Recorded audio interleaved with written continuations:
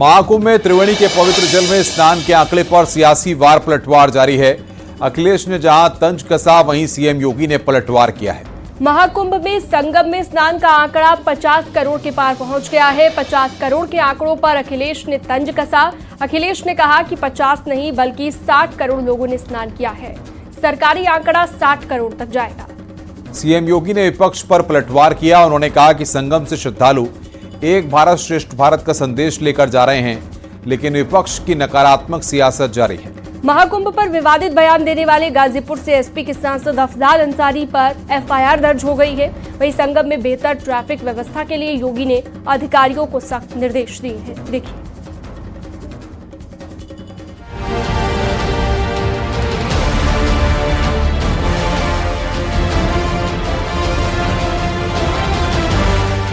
प्रयागराज महाकुंभ में लाखों की संख्या में श्रद्धालु रोजाना पवित्र स्नान कर रहे हैं। करीब 50 करोड़ लोग संगम के पवित्र जल में डुबकी लगा चुके हैं। माघी पूर्णिमा के बाद भी लाखों श्रद्धालुओं के महाकुंभ पहुंचने का सिलसिला लगातार जारी है। सीएम योगी ने कहा कि संगम से श्रद्धालु एक भारत श्रेष्ठ भारत का संदेश लेकर गए। एक महीने की इस अवधि में प्रयागराज महाकुंभ में 50 करोड़ श्रद्धालु देश से आकर के मां गंगा, मां यमुना और मां सरस्वती की पावन त्रिवेणी में आस्था की डुबकी लगा करके एक भारत श्रेष्ठ भारत का संदेश लेकर के गए हैं। वहीं महाकुंभ स्नान पर सियासी बयानबाजी भी थमने का नाम नहीं ले रही। अखिलेश यादव ने संगम स्नान के आंकड़ों पर तंज कसा है और स्नान के आंकड़ों को लेकर सरकार पर निशाना साधा। 50 करोड़ तो नहीं आए हैं, 60 करोड़ लोग आए हैं। आप भी झूठ मत बोला करो। आप उनकी गिनती कम मत करिए। वीआईपी मूवमेंट बंद नहीं हो रहा। आप उनकी गिनती कम मत करिए। वीआईपी मूवमेंट बंद नहीं हो रहा। आप गिनती कम कर करके आप उनको भी परेशानी में डाल रहे हो। जो आंकड़ा आएगा वो 60 करोड़ का आंकड़ा आएगा। गाजीपुर से एसपी सांसद अफजाल अंसारी ने महाकुंभ के स्नान पर विवादित बयान दिया था। अफजाल अंसारी पर केस दर्ज किया गया है। गाजीपुर के शादियाबाद थाने में जिला सहकारी बैंक के पूर्व अध्यक्ष देव प्रकाश सिंह की शिकायत पर अफजाल पर एफआईआर दर्ज की गई है। थाना शादियाबाद के अंतर्गत इनके द्वारा एक वक्तव्य दिया गया था, जिसके संबंध में एक तहरीर प्राप्त हुई कि इस वक्तव्य के कारण लोगों की धार्मिक भावनाएं आहत हुई हैं। महाकुंभ को लेकर ये वक्तव्य दिया गया था। इसके संबंध में उक्त तहरीर पर मुकदमा पंजीकृत किया गया है एवं अग्रिम विधिक कार्रवाई प्रचलित इसमें की। धाराएं इसमें धार्मिक भावनाएं भड़काने की धाराएं हैं। बीएनएस के अंतर्गत 299 और 353(2) के अंतर्गत ये मुकदमा पंजीकृत किया गया। किसके द्वारा मुकदमा पंजीकृत? ये मुकदमा देव प्रकाश सिंह जी के द्वारा पंजीकृत करवाया गया है। अफजाल अंसारी ने अपने विवादित बयान में कहा था कि संगम में नहाने से पाप धुल जाएगा। जो भीड़ देखने को मिल रही है उससे लगता है कि अब नर्क में कोई बचेगा ही नहीं और उधर बैकुंठ में हाउसफुल हो जाएगा। श्रद्धा का ये पर्व मान्यता है कि संगम तट पे नहा करके व्यक्ति पवित्र हो जाएगा, पाप धुल जाएगा। अगर पाप धुल जाएगा तो इसका मतलब आगे बैकुंठ में जाने का रास्ता खुल जाएगा। तो जो आलम दिखाई दे रहा है उससे तो लग रहा है कि नर्क में तो कोई बचे ही नहीं और उधर हाउसफुल हो जाएगा। महाकुंभ को लेकर सीएम योगी ने अधिकारियों को सख्त निर्देश दिए हैं। महाकुंभ में यातायात व्यवस्था पर सीएम योगी ने सख्त निर्देश दिए हैं। सीएम योगी ने वरिष्ठ अधिकारियों को खुद सड़क पर उतरने को कहा है। सीएम योगी ने कहा है कि आसपास के किसी जिले में भी जाम न लगे। अधिकारी हर स्तर पर जवाबदेही सुनिश्चित करें। जहां जाम लगेगा वहां अफसरों की जवाबदेही होगी। महाकुंभ क्षेत्र में संगम और हनुमान मंदिर के आसपास बड़ी तादाद में श्रद्धालु मौजूद हैं। वहीं सीएम योगी ने अधिकारियों को जाम से निपटने और महाकुंभ की व्यवस्था को और बेहतर बनाने के निर्देश दिए हैं। Bureau report, news 18।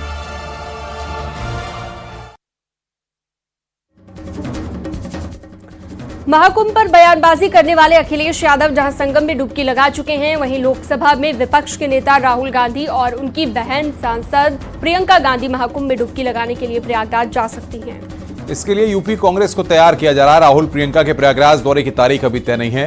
लेकिन जल्द ही इस पर फैसला ले लिया जाएगा। यूपी कांग्रेस प्रदेश अध्यक्ष अजय राय ने इसकी जानकारी दी है। देखिए, मैंने पहले कहा है कि प्रयागराज राहुल जी की मातृभूमि है और वहाँ से वो परिवार की उत्पत्ति है। आनंद भवन, स्वराज भवन गांधी परिवार के लिए नया नहीं है।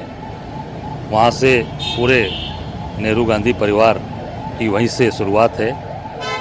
हमारे सबके लिए नया नहीं है। ये जो भी नए लोग जिनको अभी नया शौक लगा है उनके लिए नया है। हमारे लिए वो एक पवित्र स्थान है, हमारे लिए वो देवभूमि है। निश्चित तौर से हम जुड़े हैं वहाँ से, हमारे लोग, हम भी जाएंगे और पूरी लीडरशिप, पूरा नेतृत्व जाएगा। तो उसकी इच्छा होगी, जिसकी सबकी इच्छा होगी, वो निश्चित चल के वहाँ चल के त्रिवेणी में स्नान करेगा, जय गंगा मैया होगा, हर हर महादेव होगा।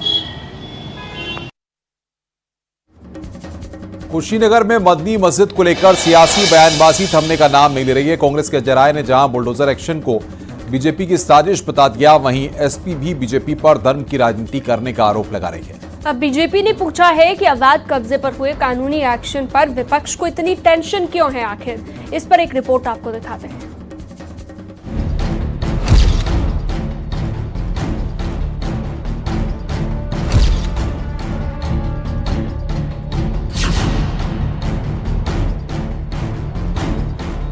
कुशीनगर में मदनी मस्जिद के अवैध हिस्से को सरकारी बुलडोजर से गिराने के बाद सियासत अब चरम पर है। यूपी कांग्रेस के अध्यक्ष अजय राय ने बीजेपी को घेरा है। अजय राय ने आरोप लगाया कि यूपी सरकार प्रदेश में हर जगह भाईचारे को खत्म करने की साजिश रच रही है। सरकार ने सोची समझी रणनीति के साथ पहले पश्चिमी यूपी के संभल, मध्य यूपी में बहराइच और अब पूर्वांचल के कुशीनगर में मस्जिद को गलत तरीके से गिराने का काम किया। ये सरकार केवल और केवल लोगों को कैसे भ्रमित किया जाए, प्रताड़ित किया जाए, कैसे परेशान किया जाए, जो भाईचारा बना है इस देश और प्रदेश के अंदर खास करके, उसको कैसे ध्वस्त किया जाए। मैं कुशीनगर के हाटा के लोगों को, वहां के विशेष रूप से अल्पसंख्यक समाज को धन्यवाद ज्ञापित करना चाहूंगा कि इतना होने के बावजूद भी उन्होंने अपनी तरफ से कोई ऐसी प्रतिक्रिया नहीं दी कि जिससे समाज के अंदर वैमनस्यता फैले, समाज के अंदर भाईचारा खत्म हो। समाजवादी पार्टी के प्रवक्ता का कहना है कि बीजेपी हमेशा धर्म की राजनीति करती है और ध्रुवीकरण के जरिए लोगों को बांटना चाहती है। भारतीय जनता पार्टी धार्मिक ध्रुवीकरण, सामाजिक ध्रुवीकरण और जातीय ध्रुवीकरण की राजनीति के पथ पर हमेशा चलती है। सांप्रदायिकता उसके रगों में है। पूरे देश के लोग जानते हैं इस बात को कि भारतीय जनता पार्टी धर्म, जाति, मजहब के ऊपर राजनीति करती है। पहले संभल, बहराइच, अब कुशीनगर। ये भारतीय जनता पार्टी की राजनीति को सूट करता है, इस तरह से धार्मिक उन्माद फैला करके राजनीति करना। वहीं बीजेपी प्रवक्ता का कहना है कि विपक्ष के नेता अतिक्रमण पर हुए एक्शन को धार्मिक रंग देना चाहते हैं, लेकिन सरकार हर काम कानून के दायरे में रहकर करती है। अध्यक्ष अजय राय को जानकारी नहीं है, उनकी अज्ञानता है। जो वो बयान दे रहे हैं वो गलत बयानी कर रहे हैं। जो कुशीनगर के अंदर हाटा तहसील में जो मस्जिद बनी है वो अवैधानिक है और नगर पालिका की जमीन पर वो मस्जिद बनी है। उसका प्रकरण पहले भी न्यायालय में गया था और न्यायालय से उनको रिलीफ नहीं मिला है। वो नगर पालिका के जमीन पर, इस नाते नगर पालिका उस पर कार्रवाई कर रही है और अजय राय को ऐसी बचकानी हरकतों से बचना चाहिए। कुशीनगर में लंबे विवाद और कानूनी प्रक्रियाओं के बाद मस्जिद के अवैध हिस्से पर कार्रवाई हुई है। हाटा नगर पालिका इलाके के करमहा चौराहे के पास मदनी मस्जिद के निर्माण पर विवाद काफी समय से चल रहा था। 1999 में मस्जिद के निर्माण की इजाजत मिली थी, लेकिन केवल 2 मंजिला नक्शे ही पास किया गया था। बावजूद इसके 4 मंजिल और बेसमेंट का निर्माण नियमों को ताक पर रखकर किया गया। कुशीनगर में सरकारी जमीन पर बगैर नक्शा पास किए अवैध तरीके से बनी मदनी मस्जिद पर बुलडोजर एक्शन के बाद से विपक्ष हमलावर है। विपक्ष के नेता जहां लगातार सवाल उठा रहे हैं, वहीं बीजेपी ने इसे विपक्ष की तुष्टीकरण की राजनीति बताया है। Bureau report, news 18।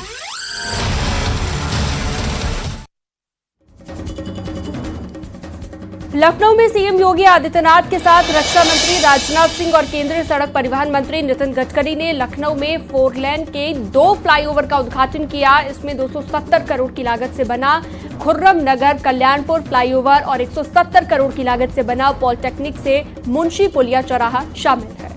इस मौके पर कुल 588 करोड़ रुपए की 114 विकास परियोजनाओं का लोकार्पण और शिलान्यास भी किया गया। सीएम योगी ने कहा कि डबल इंजन की सरकार के जरिए लखनऊ को न सिर्फ एयरो सिटी बल्कि आर्टिफिशियल इंटेलिजेंस सिटी के तौर पर भी विकसित किया जा रहा है। देखिए रिपोर्ट। की यात्रा अब केवल 5 मिनट में संभव होगी इन 2 राष्ट्रीय राजमार्गों से और शिला पट्टों का अनावरण। लखनऊ को 4 लेन के 2 प्रमुख फ्लाईओवर की सौगात मिली है। रक्षा मंत्री राजनाथ सिंह, केंद्रीय सड़क परिवहन और राजमार्ग मंत्री नितिन गडकरी और सीएम योगी ने लखनऊ में 4 लेन के 2 फ्लाईओवर का उद्घाटन किया। इन 2 नए फ्लाईओवर की सौगात से अब सफर आसान होगा। खुर्रम नगर फ्लाईओवर करीब 270 करोड़ की लागत से बना है। रिंग रोड पर खुर्रम नगर फ्लाईओवर बना है। वहीं मुंशीपुलिया फ्लाईओवर करीब 170 करोड़ की लागत से बना है। जानकीपुरम अलीगंज के लोगों को फायदा होगा। गोमती नगर और सीतापुर के लिए लोगों का सफर आसान हो गया है। वहीं 114 विकास परियोजनाओं का लोकार्पण और शिलान्यास भी किया गया। भारत के अंदर 140 करोड़ की आबादी, इसमें 110 करोड़ की आबादी सनातन धर्मावलंबी है और उसमें से 50 करोड़ लोग आज तक आस्था की डुबकी प्रयागराज में लगा चुके होंगे।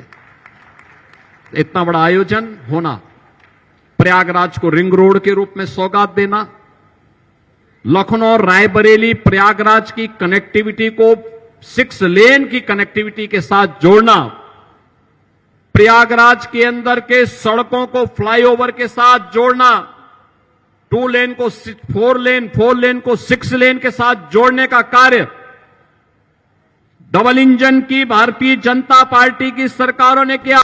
नए फ्लाईओवर से लोगों का सफर काफी आसान होगा और जाम से राहत मिलेगी। 5 लाख लोगों को जाम से राहत मिलने की उम्मीद है। 4 लेन का फायदा भी मिलेगा। साथ ही एलिवेटेड रास्ते से 10 मिनट में सफर तय होगा। पहले यहाँ 40 मिनट लगते थे। ये रास्ता करीब 15 किलोमीटर का है। कार्यक्रम में शामिल केंद्रीय रक्षा मंत्री और लखनऊ से सांसद राजनाथ सिंह ने सीएम योगी की दिल खोलकर तारीफ की। उन्होंने कहा कि आज उत्तर प्रदेश विकास में काफी आगे निकल चुका है। लखनऊ वासियों को यही कहना चाहूंगा कि जो भी विकास इस लखनऊ में आपको दिख रहा है,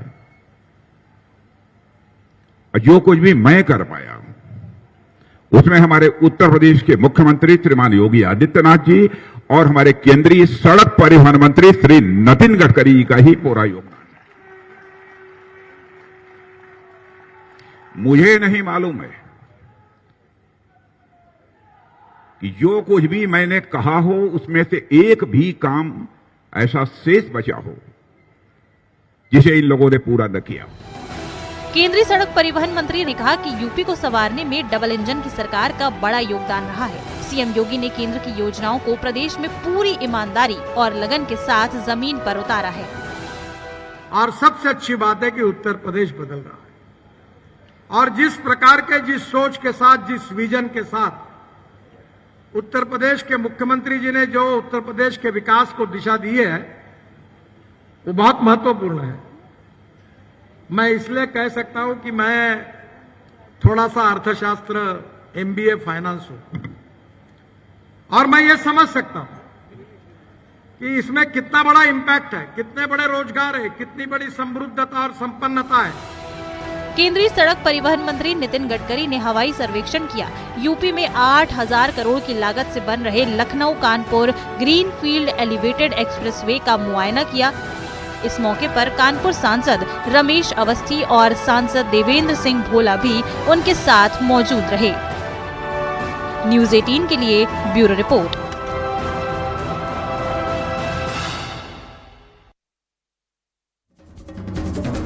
यूपी में नए जिलाध्यक्षों की लिस्ट में अब कुछ ही इंतजार बाकी है। बीजेपी संगठन को मजबूती देने के लिए नए बदलाव किए जा रहे हैं। बीजेपी हेड ऑफिस में विनोद तावड़े, भूपेंद्र चौधरी और धर्मपाल एक अहम बैठक में शामिल हुए। बीजेपी 70% से ज्यादा जिलों के जिलाध्यक्षों को हटाने की तैयारी कर चुकी है। पहले बीजेपी नए जिलाध्यक्षों की लिस्ट 20 जनवरी तक जारी होने वाली थी, लेकिन दिल्ली चुनाव की वजह से इसे टाल दिया गया। सूत्रों की माने तो ये लिस्ट कभी भी आ सकती है। देखिए रिपोर्ट।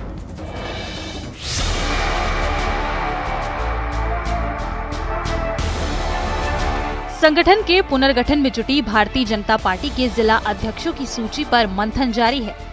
बीजेपी हेड ऑफिस में बीजेपी के राष्ट्रीय महासचिव और यूपी संगठन चुनाव के प्रभारी विनोद तावड़े, बीजेपी प्रदेश अध्यक्ष भूपेंद्र चौधरी और महामंत्री संगठन धर्मपाल बैठक में मौजूद रहे।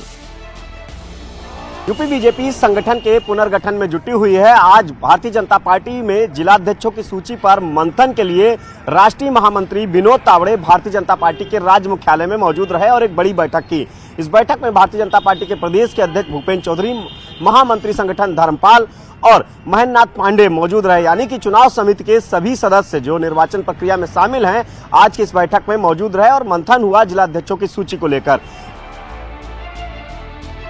बीजेपी जिला अध्यक्षों की लिस्ट पर यूपी में 15 से ज्यादा बैठकें हो चुकी हैं। लिस्ट फाइनल कर केंद्रीय नेतृत्व को भेजी गई है, जहां दिल्ली में पिछले दिनों 2 दिन तक लगातार शीर्ष नेतृत्व के साथ बैठक हुई। इसके बाद आज राष्ट्रीय महामंत्री विनोद तावड़े ने बैठक कर लिस्ट पर चर्चा की। बीजेपी 70% से ज्यादा जिलों के जिला अध्यक्षों को हटाने की तैयारी कर चुकी है। बीजेपी के जिला अध्यक्षों की लिस्ट करीब करीब फाइनल हो गई है। जिन जिलों को अध्यक्ष बदले जाने हैं उनमें पीलीभीत, शाहजहांपुर, बलरामपुर, अयोध्या जिला, सहारनपुर, अमेठी, रायबरेली, वाराणसी, जौनपुर, गाजियाबाद, महानगर, बदायूं और बरेली शामिल है। बीजेपी ने अपने मिशन 2027 को देखते हुए जिला अध्यक्षों को चुनने में कई नियम बनाए हैं। सख्त स्क्रीनिंग के बाद जिला अध्यक्षों की लिस्ट फाइनल हुई है। बीजेपी इस बार उन जिला अध्यक्षों को नहीं चुनेगी जो लगातार 2 बार से जिला अध्यक्ष की कुर्सी पर काबिज हैं। यानी पार्टी नेतृत्व उनको तीसरी बार मौका देने के मूड में नहीं है। बीजेपी की जिला अध्यक्षों की लिस्ट में महिला, ओबीसी और दलित जिला अध्यक्षों की बड़ी भागीदारी होगी। बीजेपी हर क्षेत्र में एक महिला जिला अध्यक्ष बनाने जा रही है। इसके अलावा ओबीसी और दलित बिरादरी की बड़ी संख्या में जिला अध्यक्ष बनाने की तैयारी है। बीजेपी में 45 से 60 साल तक के ही जिला अध्यक्ष बनाए जा सकेंगे। पहले बीजेपी नए जिला अध्यक्षों की लिस्ट 20 जनवरी तक जारी होने वाली थी, लेकिन दिल्ली चुनाव की वजह से इसे टाल दिया गया। सूत्रों की माने तो अब ये लिस्ट पूरी तरह तैयार है। जिन सीटों पर विवाद था उसे भी सुलझा लिया गया है। ऐसे में ये लिस्ट कभी भी आ सकती है। जिला अध्यक्षों के बाद नए प्रदेश अध्यक्ष के चयन पर भी जल्द फैसला हो सकता है। इसमें फाइनल किया गया कि लगभग 70 जिलाध्यक्षों के नामों का ऐलान किया जाएगा और इसमें 70% जिलाध्यक्ष बदले जाने तय माने जा रहे हैं। और वहीं अगर 13 जिलाध्यक्ष ऐसे हैं जिनको होल्ड पर रखा जाएगा और जो निर्वाचन प्रक्रिया जिन जिलों की पूरी नहीं थी वो पहले से ही 1 दर्जन से ज़्यादा जिले हैं जो होल्ड पर हैं। यानी कि 20 से ज़्यादा जिले होल्ड पर रहेंगे। जो भारतीय जनता पार्टी के 98 संगठनात्मक जिले हैं उसमें से सिर्फ 70 जिलों के जिलाध्यक्षों का नाम पर आज मुहर लग गई है। जल्द ही ये सूची जारी होगी। कैमरामैन अनिल के साथ संकेत मिश्रा, न्यूज़ 18 लखनऊ। रुक रहे हैं यहाँ पर एक ब्रेक के लिए। न्यूज़ 18 पर खबरों का सिलसिला जारी है।